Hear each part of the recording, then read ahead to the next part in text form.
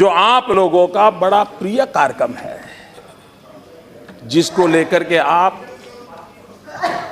बड़ी पीठ थिपथपा रहे हैं। वैसे उसके लिए आपको हक नहीं है, क्योंकि जब इस देश में राजा रजवाड़ों का शासन था तब भी गरीबों के लिए राहत काम के नाम से योजनाएं चलती थी। उसके बाद भी हिंदुस्तान में फूड फॉर वर्क के नाम से कई योजना, 9 यानी देश आजाद होने के बाद 9 प्रकार की अलग अलग नामों से चली हुई योजना चलते चलते चलते अब उसने एक नाम लिया है जिसको मनरेगा कहते हैं।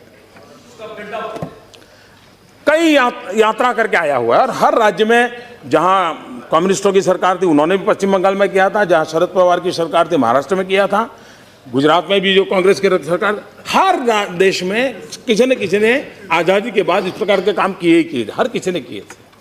तो कोई नई चीज नहीं थी, लेकिन नाम नया था। लेकिन देश को और आपको खुद को भी जान करके आश्चर्य होगा कि शांत रूप से इतने सालों से चली हुई योजना के बाद भी मनरेगा में 1035 बार परिवर्तन किए हैं। 1035 बार नियम बदले गए हैं। आप कभी अपने तो आईने में झांकिए, और उस समय तो लड़ाई नहीं थी, इतने बड़े दबाव में काम करना नहीं था।